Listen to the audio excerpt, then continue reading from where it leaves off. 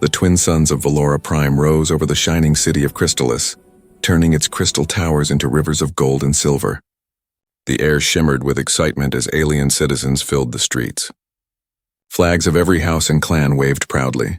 Today was a historic day, the first time in centuries that a human would step onto their world.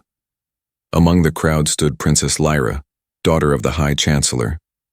Her silver skin glowed faintly under the morning light, and her bright violet eyes hid a quiet nervousness. She had trained her whole life for moments like this: ceremonial greetings, political speeches, and the endless duties of royalty. But this was different. Humans were legends to her people, spoken of in stories and warnings, both admired and feared. The platform before her was vast, carved from crystal stone, surrounded by hundreds of guards and council members. Banners hung from the high pillars, showing the crest of peace between the Valoran Dominion and the Terran Union. Lyra stood straight, holding the ceremonial crystal of greeting, a glowing shard that symbolized respect between species. The air suddenly trembled as the sky darkened. A massive shape descended from the clouds, a human starship gray and scarred from travel. Its engines hummed softly like thunder trapped in metal. The alien crowd gasped. Even from the distance, Lyra could feel the raw power of human technology. She looked to her advisor, a tall alien elder named Sirat. "Are they always this loud?" she whispered. Sirat smiled faintly. "Humans like to announce their arrival, Princess. It makes them feel welcome." Lyra nodded, hiding a small smile. She didn't know what to expect. The story said humans were bold, emotional, and strange. They greeted with touch instead of distance, they spoke without formality, and they smiled too easily. Her people found such behavior unsettling. The ship landed with a hiss of steam and the ramp lowered slowly. Out stepped a single figure. He wore a dark blue uniform with silver trims and carried no weapon. His eyes were sharp, his stance confident. He looked younger than she expected, maybe in his 30s, but there was something old in his gaze, something that had seen too many battles. His name was Captain Elias Ward, the first human diplomat to Valora Prime. A deep silence fell over the plaza. Lyra lifted the glowing crystal with both hands and stepped forward, following every rule of the ancient ceremony. She spoke clearly, her voice echoing, "On behalf of Valora Prime, I welcome the human envoy. May peace guide your path and your heart remain open to truth." It was perfect, word for word as tradition demanded. The human nodded slowly. Then he smiled and something warm flickered in his expression. "Thank you, Princess," he said in clear, calm words, "but we humans have our own way of greeting friends." Before Lyra could react, Elias stepped forward, past the guards, past the advisors, straight toward her. Gasps filled the air. The guards raised their staffs, unsure if this was an attack. But Elias didn't stop. He stood right before her, close enough that she could feel the heat of his presence. Then, to everyone's shock, he wrapped his arms around her and hugged her. The entire platform froze. Every alien jaw dropped. Lyra's mind went blank. No one, absolutely no one, had ever touched a royal before. Touch was sacred among her kind. Even a handshake was considered too personal outside family. And now this human had placed both arms around her like they were equals. Or worse, close companions. Her first thought was to push him away. Her second thought was that his embrace was warm, real, not like the cold ceremonial gestures she had practiced her entire life. His heartbeat was strong, steady, and human. For a few seconds, time seemed to stop. The whispering crowd sounded distant, like waves crashing far away. When Elias stepped back, he smiled kindly. "On Earth, we greet those we trust with a hug," he said. "I hope one day your people will do the same." Lyra's lips parted, but no words came. She could only stare at him, trying to understand why such a simple act had left her heart beating so fast. Her father, the High Chancellor, stood frozen on the balcony above, his face pale with disbelief. The guards hesitated, unsure whether to arrest the human or protect him. The entire event had broken every protocol written in the Dominion's history. Then suddenly the sound of alarms filled the air. Red lights flashed around the plaza. The crowd screamed. From the sky came a roar, ships fast and dark breaking through the clouds. Unknown crafts, not human, not Valoran. Lyra turned toward the horizon as a warning blared across the city's intercom. "Unidentified raiders entering orbit." All citizens seek shelter immediately. Elias's smile faded. His eyes hardened, trained by years of battle. He stepped forward and grabbed Lyra's wrist, pulling her behind a barricade as the first explosion shook the platform. "Stay down," he said, his voice firm. "This isn't part of your ceremony." And as the sky of Valora Prime burned above them, Lyra realized that this human's hug had not been the strangest thing to happen that day. It was only the beginning. The peaceful morning that had begun with laughter and music now echoed with screams and thunder. The sky of Valora Prime, once shining with gold, turned dark as black ships tore through the clouds. Each one carried the mark of the Outer Void Raiders, a group known for attacking weak colonies and leaving nothing behind but ash. Lyra crouched behind the fallen banners, her heart racing. Just minutes ago, she had been the center of a grand ceremony. Now her world was under attack. She looked at Elias, the human who stood firm amid the chaos. He was scanning the skies, his face calm but his eyes sharp. "Those aren't Terran ships," he muttered almost to himself. Then he looked at her. "Princess, we need to move now." Lyra hesitated. "The council will send orders," she said, trying to keep her voice steady. "We must follow the chain of command." Elias turned to her, his voice low but cutting through the noise. "Your people can wait for orders. Mine act before it's too late." Another explosion shook the platform. Debris rained down. Lyra flinched as a burning shard of metal fell nearby, nearly striking a group of alien children. Without thinking, Elias sprinted toward them, pushing them to safety. Lyra's breath caught as she watched him. No hesitation. No command. Just action. Guards surrounded her, their energy staffs raised. "Princess, we must evacuate you to the underground chamber," one said. She wanted to argue, but the fire and screams left her speechless. As the guards led her toward the lift, she looked back. Elias was still there, helping the wounded, shouting directions to soldiers who weren't even his to command. Something inside her twisted. She had trained to lead, to speak with calm wisdom. Yet in this storm of fear, it was the human, an outsider who moved like a true leader. The lift doors closed around her, cutting off the sound of explosions. The descent to the command shelter felt endless. Her guards stood still, silent, waiting for the next command from the council. The air felt heavy, full of fear and confusion. When the doors opened again, the shelter was alive with activity. Officers shouting into comms, holograms flickering with images of burning districts. Her father, the High Chancellor, stood near the central table, his expression grave. "Father," Lyra called out, running to him. "The raiders, they're attacking the capital." He nodded slowly. "We have confirmed it. The planetary defense grid is offline. The raiders disabled it before entering orbit. We are blind and vulnerable. Then we must fight back," she said urgently. "Deploy the guards. Use the air fleet." But the Chancellor raised a hand. "The Council must approve military response. We cannot risk escalating the conflict without a full vote." Lyra stared at him in disbelief. "A vote, Father? People are dying." "The Dominion stands on order, not chaos," he said firmly, turning away. Her hands trembled. She wanted to scream, to shake him. But before she could, the command door burst open. Elias stepped in, his uniform burned and his face covered in ash, but his eyes blazing with purpose. "Your people are waiting for orders," he said, looking straight at the Chancellor. "But the enemy isn't waiting. They're moving fast. You need to fight now." The guards moved toward him. "Human, you are not authorized." Elias raised his hand. "I'm not asking for authorization. I'm giving you survival advice." He walked right up to the holographic map, tapping the red zone near the capital. "They're landing troops here and here. If you don't intercept them within the next 10 minutes, your city will fall." Lyra's father looked at him coldly. "You presume to tell us how to defend our world?" Elias met his gaze without fear. "No," he said.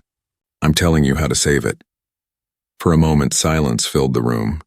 Then a loud explosion above them shook the entire structure. The lights flickered. The floor cracked. One of the officers shouted, "They've breached the upper levels!" Lyra's father froze. The guards panicked. Everyone waited for someone else to decide what to do.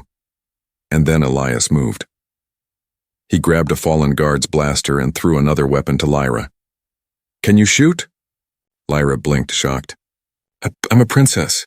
"Not anymore," he said, pulling her behind him. "Right now, you're a soldier." The ceiling cracked open and alien raiders poured in through the smoke.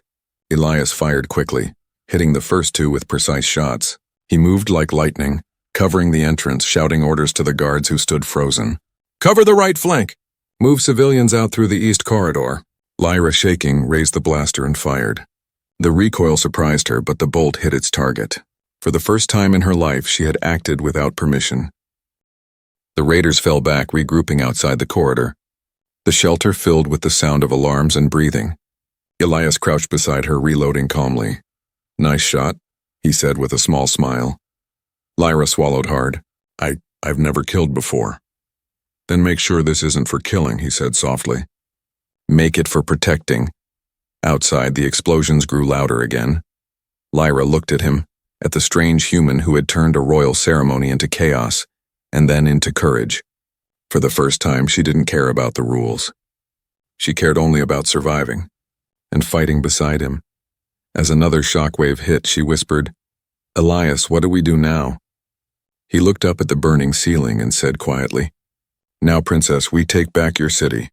And in that single moment, Lyra knew the hug that once shocked her people was nothing compared to what this human was about to do next. The underground shelter was filled with smoke and confusion. Sparks flickered from shattered control panels and the air smelled of burnt metal. Alarms wailed endlessly, echoing through the tunnels. Princess Lyra pressed her back against a cracked wall, her hands trembling as she tried to steady her breathing. She had never seen war up close. Elias crouched beside her, his uniform torn and dust-covered. His sharp eyes scanned the chamber as if measuring every corner, every escape route. "They'll be back," he said quietly. "Raiders don't stop after one push. They test defenses first, then strike harder." Lyra's father, the Chancellor, stood at the far end, arguing with his council. "Seal the lower gates," he commanded. "We will wait for reinforcements from the outer rings." Elias turned sharply. "By the time reinforcements arrive, this city will be ashes." The Chancellor frowned. "You speak as though you command my people, human." Elias stepped closer, his voice calm but edged with steel. "I speak as someone who's seen worlds burn while leaders waited for permission to act." The Chancellor's face darkened. "You forget your place." "No," Elias said softly. "I think I just found it." He turned away before the guards could react, moving toward the tactical map that still flickered weakly on the wall. Lyra followed, her curiosity stronger than her fear. "What are you doing?" "Trying to save what's left," he replied, tracing his finger along the holographic grid. "The raiders are pushing from 3 directions. They know your command structure moves slow. That's why they're winning." Lyra frowned. "Our defenses were meant to be impenetrable." Elias gave a dry laugh. "Impenetrable until someone stops waiting for approval." He zoomed in on the northern sector of the map. "Here, this passage leads to the old energy conduits. If we can reach them, we can reroute power and bring your planetary shield back online." Lyra hesitated. "That system has been offline for centuries." "Then it's about time someone turned it back on." Before she could answer, another explosion rocked the shelter. The lights went out completely. Screams filled the darkness. Lyra could hear raider voices echoing down the tunnels, getting closer. Elias grabbed a fallen glow rod, snapping it to life. Pale blue light spread across his face. "Stay behind me," he said, raising his blaster. Lyra wanted to argue. Royals were not meant to take orders, but the fear in her chest silenced every word. She followed him through the smoke-filled corridors, stepping over debris and shattered tiles. Each sound echoed like thunder. They reached a junction where a group of alien guards were hiding behind overturned crates. Their commander saluted Lyra in panic. "Princess, we have lost contact with the upper levels." Elias crouched beside them, checking their weapons. "You can't stay here. They'll corner you in minutes. Fall back to the power tunnels." The commander blinked. "Who is this human to—" Lyra interrupted, her voice firm. "You heard him. Move." The soldiers exchanged glances, then obeyed. For the first time, they saw their princess leading from the front, not from a throne. They moved quickly through the maintenance tunnels. The hum of the city above sounded distant now, replaced by the dripping of water and the low rumble of machinery. The glow rods flickered against the metal walls, casting long shadows. Elias stopped at an ancient sealed door covered in dust. Strange symbols were etched across it. This must be it, the old energy grid. Lyra stepped forward, tracing the marks with her glowing fingers. "Only members of the royal line can open these seals," she whispered. "They respond to our energy." Elias smiled faintly. Good thing we brought one then. She placed her hand against the surface and a pulse of light spread through the door. It opened slowly with a deep ancient hum. Beyond it was a vast chamber filled with silent machines and a massive circular core at the center. Dark but still intact. Elias walked to a control terminal. "This tech is beautiful," he said softly. "You aliens built things to last." Lyra tilted her head. "You speak as though you admire us." "I do," he said. "But you also built your rules so strong they stopped you from using your own strength." He connected a portable power cell to the console. Sparks flew and lights flickered across the room. The core began to glow faintly. Come on," he muttered, adjusting controls. "If we can charge it long enough, it'll trigger the main shield grid." Lyra watched him work, fascinated. "You act without fear, why?" Elias paused, his expression distant. "Because fear wastes time. I learned that the hard way." Before she could ask more, a blaster bolt hit the wall beside them. Raiders had found the entrance. Lyra gasped as 3 figures stormed into the room. Elias spun and fired, taking one down instantly. The others ducked behind machinery. He shouted, "Lyra, keep the charge stable." "I don't know how," she cried. "Yes, you do. Trust yourself." Her hands shook as she focused her energy on the glowing crystal conduit. The machine responded, threads of light dancing through the air. Power surged. The chamber shook as the shield grid roared back to life across the city. Elias fired the last of his rounds, then charged the last raider, knocking him down with a brutal swing of his arm. The fight ended in silence. Lyra looked up at the screen. The planetary shield was active again. Hope returned to her eyes. Elias wiped the sweat from his forehead and smiled. "Told you it would work." She stared at him, speechless. "You're impossible," he chuckled. "I get that a lot." But then a warning tone echoed through the control room. The monitor flashed red. Lyra's smile faded. "What is it?" she asked. Elias's face hardened. The shield came online, but it drew attention. "The raiders are converging here. They know where we are." Lyra took a deep breath, holding the glowing crystal tightly. "Then we fight here." Elias nodded once. "Together." And as the sound of approaching footsteps echoed through the tunnels, Lyra realized that this defiant human wasn't just saving her world, he was changing it. The old energy chamber pulsed with life once again. Blue veins of light ran across its metallic walls, and the great core hummed like a heart reborn. The shield that now covered Valora Prime glimmered faintly above the city, a transparent dome of safety. But deep beneath it, in the tunnels below, the sound of footsteps echoed closer and closer. Princess Lyra stood beside the glowing conduit, her breathing uneven. The warmth of the energy crystal tingled against her palms. Around her, alien soldiers prepared for another fight, fear showing in their eyes. None of them had expected this day to turn into war. None of them had expected to be led by a human. Elias paced slowly, his weapon ready. His uniform was torn and his face covered in dirt, but his movements were calm and precise. He looked like someone who had seen 100 battles and survived every one of them. "They'll come through that corridor next," he said, pointing to the far tunnel. "We'll hold them there long enough to finish restoring power to the secondary grid." Lyra nodded, though her mind was far from steady. She looked at him, then at her trembling guards. "We cannot win a fight here," one whispered. "We must retreat to the council chambers. They will decide our next move." Elias turned sharply. "Your council will talk until there's no one left to save." The soldier glared back. "How dare you?" But Lyra raised her hand. "He's right." Her voice was calm but firm. Everyone stopped. "If we wait for orders, the raiders will control the tunnels before dawn. We act now." Her guards exchanged uncertain glances. "But Princess Protocol forbids direct combat by royal blood." Lyra took a slow breath. For generations, Velaran royals had been symbols, not warriors. They ruled with ceremony and distance. To break that rule was unthinkable. Yet here she stood, blaster in hand, side by side with a human who had no patience for rules. She looked at Elias. "How do humans fight?" He smiled faintly. "Together." That one word broke something inside her, something heavy and old. She turned to her people and said, "Then fight together with me." The guards hesitated. Then one by one they nodded. Moments later, the sound of metal boots thundered through the tunnels. The raiders burst through the corridor, their armor black and jagged, their eyes glowing red. Elias fired first, a perfect shot that dropped the lead attacker.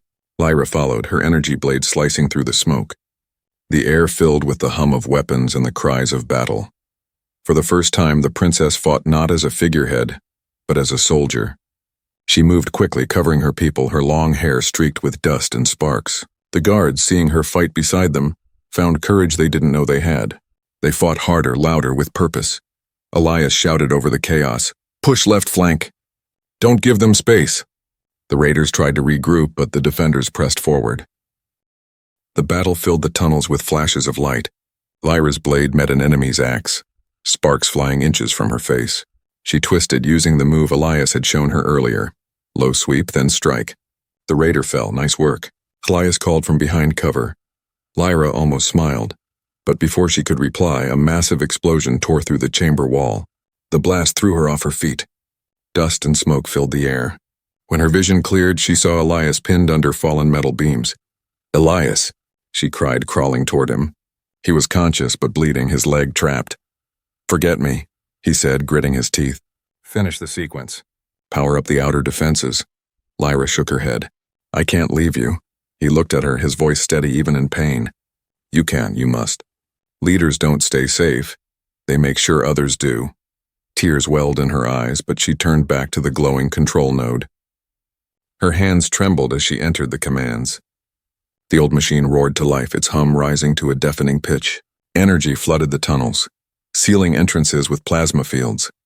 The remaining raiders screamed as the passageways closed, trapping them outside. Lyra collapsed beside the terminal, exhausted. The fighting stopped. Only silence and the faint hum of power remained. She looked back at Elias, struggling to lift the beam.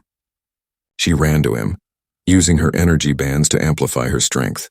The beam cracked, shifted, and finally rolled off. He coughed, then smiled weakly. "You're getting better at this." Lyra laughed softly through tears. "You're impossible. Good thing you like impossible." They sat there, breathing heavily in the quiet room.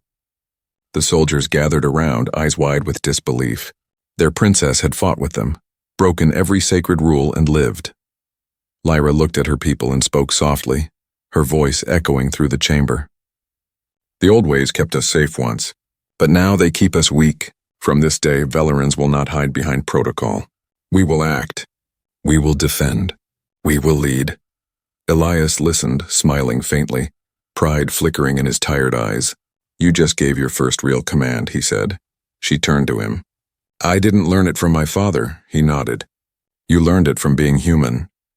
For a moment their eyes met, alien and human, royalty and soldier, bound by something neither could explain. Above them, the power core dimmed to a calm glow. The city was safe for now, but outside the shield, the raider fleet regrouped, their larger warship preparing to strike again. Lyra looked up at the ceiling, her jaw tight. "They'll come back." Elias stood slowly, limping slightly but determined. "Then we'll be ready." And as the tunnels fell quiet once more, the princess who had once lived by rules now walked beside the human who lived by heart, ready to face the storm together. The first light of dawn crept over Valora Prime, but the sky was no longer peaceful. The twin suns rose behind smoke and fire, painting the world in shades of red and gray. The once sparkling capital now looked like a wounded beast, its towers cracked, its streets empty, its air filled with the hum of fear. In the command chamber beneath the city, Princess Lyra stood beside Elias, staring at the holographic projection of the enemy fleet. The raiders were not retreating. They had regrouped into a larger formation above the shield, preparing for a final assault. Lyra's heart tightened. "They outnumber us 10-1. Elias didn't look away from the map. "Numbers don't matter if they can't break through." "The shield won't hold forever," she said quietly. "It was never meant for a full-scale siege." Elias nodded. "Then we'll hit them before they hit us." Lyra blinked, confused. "You mean, attack them? Outside the shield?" He turned toward her with that familiar human grin, a mix of confidence and madness. "Exactly," the alien commander stared in disbelief. One of them, an older soldier with blue scales, spoke up. "That's suicide. No ship can leave the shield without losing protection." Elias leaned forward. "I've studied your power grid. There's a blind spot, north sector, ridgeline 3. The shield thins there when the power cycles. If we time it right, a small strike team could slip through before it closes." Lyra frowned. You already studied our systems? He shrugged. I don't like surprises. Her counselors exchanged uneasy looks. Even if that were possible, one said, we have no ships fast enough to reach orbit before being shot down. Elias turned to Lyra. What about the relic hangar? The old fleet buried under the palace, her eyes widened. Those ships haven't flown in centuries, he smirked. Then it's a good thing I know how to fix things that don't work. Moments later, the two of them led a small group of engineers to the forgotten hangar. Dust and silence filled the vast chamber. Rows of ancient silver vessels lay covered in cobweb-like crystal threads. They were relics from Valora's golden age, sleek, elegant, and long dead. Elias ran his hand along one of the ships. These are beautiful, he said softly. Your people built art that could fly. Lyra smiled faintly. They say these ships once carried light across the stars. Let's see if one still can. Together they worked through the night. Elias crawled through panels, reconnecting power lines, bypassing decayed circuits. Lyra used her royal energy to awaken the dormant crystals that powered the engines. When the ship finally roared to life, its soft hum filled the chamber like the sound of hope returning. Elias grinned. See? Still got it. Lyra shook her head in disbelief. You humans are truly stubborn. Persistent, he corrected with a wink. As dawn fully broke, the old ship, now reborn, lifted off the hangar floor. The others cheered quietly. Lyra placed her hand on the control crystal, her nerves trembling. If we fail, there will be no second chance. Elias took the pilot's seat beside her. Then let's not fail. The ancient vessel rose through the tunnel, emerging into the morning light. The shield shimmered above them like a living sky. Elias counted under his breath as the power cycle approached its weak point. Now, he shouted. The ship shot forward, slipping through the flickering section of the shield. For a heartbeat, everything went white. Then silence. They were out. The stars opened before them, filled with enemy ships. Lyra gasped. The raider fleet was massive. Dozens of war cruisers, dark and jagged, circling the planet like vultures. Elias gripped the controls tightly. All right, let's give them something to remember. He dove straight into the enemy formation. Laser fire cut across the black sky. The ship shuddered, but Elias moved like a dancer, dodging blasts, spinning through gaps. Lyra activated the weapon system, her energy guiding the ship's cannons. Blue streaks of plasma shot from their hull, striking enemy fighters. Two exploded instantly. Nice aim! Elias shouted over the noise. I had a good teacher, she replied. They weaved between firestorms, taking down raider after raider. But soon, the enemy flagship, a colossal warship twice the size of theirs, turned toward them. Its cannons glowed red, charging. Lyra's heart pounded. We can't take that hit. Elias smirked. We won't. Hang on. He plunged the ship into a sharp dive, skimming along the raider hulls so close that sparks flew across their windshield. The flagship's cannon fired and missed, hitting its own escorts. The blast chain reacted, detonating 3 smaller ships at once. The explosion lit up the orbit like a rising sun. Cheers erupted through Valora's comm channels. The people on the surface watched the sky in awe as fireballs bloomed above the shield. Elias pulled the ship upward again, panting. They're confused. Now's our chance. Lyra took a deep breath. We end this. Together they targeted the flagship's reactor core and fired the ship's last charge. The beam struck true. The massive vessel erupted in a wave of light, scattering the raider fleet in panic. The survivors retreated into deep space. Elias leaned back, exhausted. Told you numbers don't matter. Lyra looked at him, a smile breaking through her tears. You're insane, he grinned. And you love it. For a moment they sat in silence, watching the dawn spread over Valora Prime. The planet below shimmered safely beneath its shield, and the people cheered the names of the human and the princess who had saved them. But as Elias adjusted the controls to return home, the warning lights blinked red. The ship had taken too much damage. Smoke filled the cabin. Lyra's eyes widened. Elias, the core's overheating. He frowned. We can't land. Not yet. What do you mean, not yet? She cried. He looked at her with that same calm, fearless gaze. There's one last thing I need to do. The alarm screamed louder. And as their ship spun toward the blazing horizon, Lyra realized this battle wasn't over. Not yet. The ship shook violently as fire and smoke filled the cabin. Sparks burst from the panels and warning alarms screamed across every console. The old Valoran craft had given everything it had. The engines sputtered, glowing too bright. The reactor was melting down. Lyra gripped the side rail, coughing from the smoke. "Elias, the core's collapsing. We have to eject." Elias glanced at the readings. "If we eject now, the explosion will take half the fleet with it." She stared at him, eyes wide. "Then what do we do?" He didn't answer right away. His jaw tightened. "We finish this." Before she could stop him, he ripped open a floor panel and began working on the main conduit with his bare hands. The heat seared his gloves, but he didn't slow down. The ship lurched again, rolling them against the wall.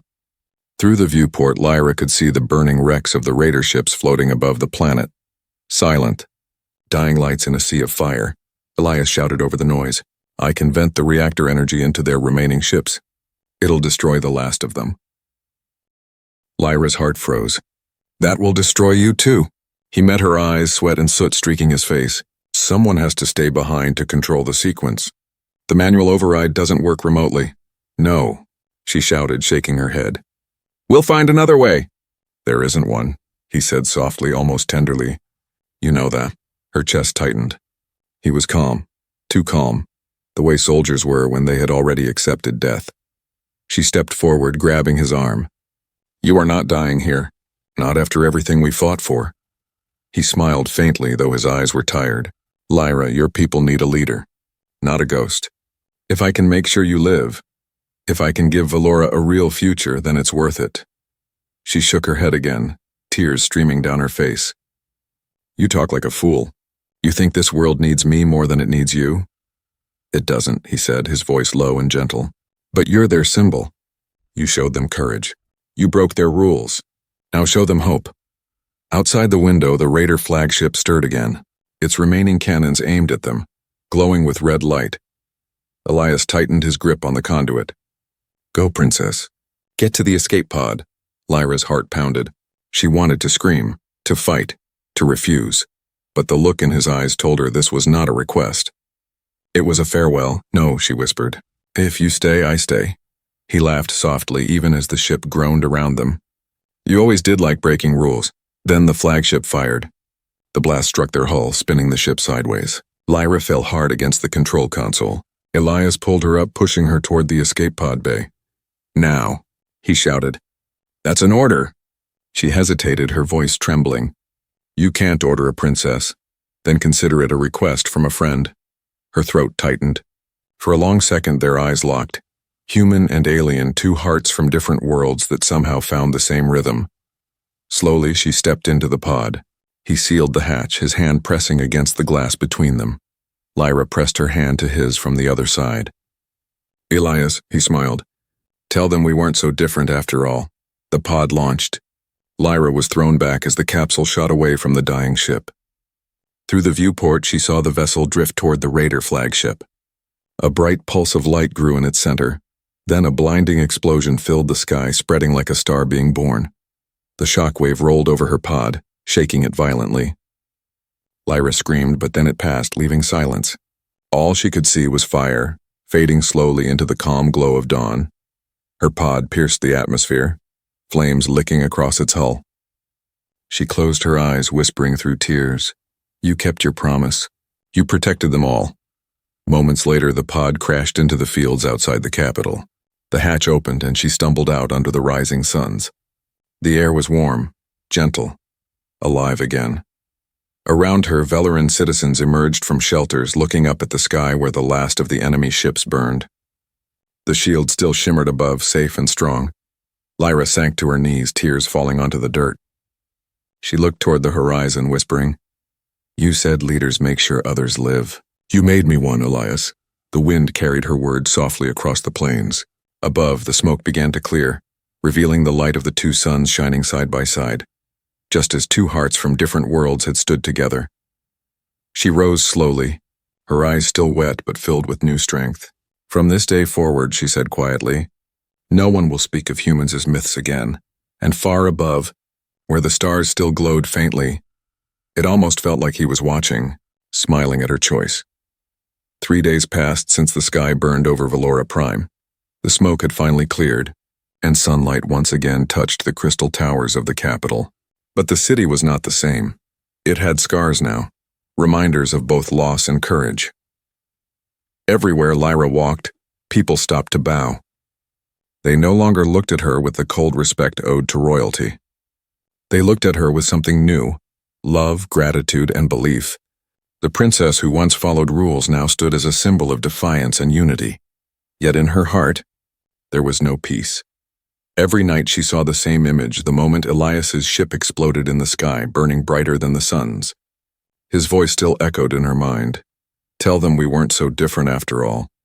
Now in the healing chambers deep beneath the palace, she stood beside a quiet medical pod. Inside, surrounded by soft blue light, lay the man who had changed everything. Elias Ward. He had survived. Barely. The explosion had thrown his escape capsule into the planet's upper atmosphere, where a rescue ship had found it 2 days later. His body was burned, his ribs broken, but his heartbeat somehow had not stopped. Lyra sat beside the pod, watching the rise and fall of his chest. Machines hummed softly around them. You were supposed to rest, not return to save the galaxy, she whispered with a faint smile. You humans truly don't know how to give up. The healer drones floated near the ceiling, recording her voice as part of the recovery log. But Lyra didn't care. She wasn't a princess in this room. She was just Lyra, someone who owed her life to a human who refused to follow anyone's rules but his heart. The door slid open, and her father, the High Chancellor, entered. His face was weary but softer than she'd ever seen. He lives? He asked quietly. Lyra nodded. He fights even in sleep. Her father looked down at Elias's unconscious form, then turned to her. He saved our world. He saved you. Lyra stood, her expression unreadable. And you see now, Father, why I broke the sacred rules. Why I fought beside him. The Chancellor sighed, placing a trembling hand on her shoulder. Yes, I see now. The rules kept us safe for centuries, but they also made us blind. Lyra smiled faintly. He taught me that courage is not born from bloodlines. It's born from choice. Her father nodded slowly. Then let that be the foundation of our new age. Later that day, the council gathered before the palace steps, where thousands of citizens waited. The shield above the city shimmered faintly, reflecting the rising suns. Lyra stepped forward to speak, dressed not in her royal gown but in the simple gray uniform Elias had once worn. Her voice echoed across the plaza. The age of distance ends today. We no longer hide behind ceremony. We no longer wait for orders. We act for each other. Cheers erupted from the crowd. The words carried across the city and through every channel on the planet. For the first time, the Valorans saw themselves not as subjects of tradition, but as a people reborn. When the ceremony ended, Lyra returned quietly to the healing chamber. She found Elias awake, propped up against the pod wall, his voice rough but smiling. You give better speeches than I ever did. Lyra froze, tears instantly welling in her eyes. Elias, he coughed softly. Guess I missed the fireworks, huh? She laughed through her tears. You were the fireworks, you stubborn fool. He chuckled weakly. So did they listen? They did, she said, sitting beside him. You changed everything. He looked up at her, his smile fading into something gentler. No, you did. I just gave you a nudge. For a long moment they sat in silence. The only sound was the hum of the machines. Lyra reached out and placed her hand over his. It was warm, steady. You once said humans greet with hugs, she whispered. I didn't understand it before. Elias raised an eyebrow, faintly amused. And now? Lyra leaned closer, her voice soft as starlight. Now I do, and she hugged him. It wasn't formal or rehearsed. It was simple, human, real. The kind of gesture that needed no translation. Elias froze for a heartbeat, then slowly wrapped his arms around her, wincing slightly from his injuries. Around them, the healers paused, as if the moment itself carried weight. Through the glass window, council members watched in silence, astonished that the royal princess, once untouchable, now embraced a human in front of all Valora. But Lyra didn't care. When she finally pulled back, she looked into his tired eyes and smiled. From this day forward, that's how we greet our friends. Elias laughed softly, his voice barely above a whisper. Careful, princess. You might start a revolution, she grinned. I already did. Outside, as the suns rose higher, the people of Valora Prime gathered in the city squares. Across every district, aliens embraced each other for the first time, not with bows or crystals, but with arms open wide. The gesture spread like light itself, crossing continents and species. The message was simple. We are one. We are not so different. And high above, in the orbit where Elias' ship had once exploded, a new beacon flickered to life, a joint human-Velaran satellite, named after the moment that began it all. Its title glowed across the stars, the hug that changed a world.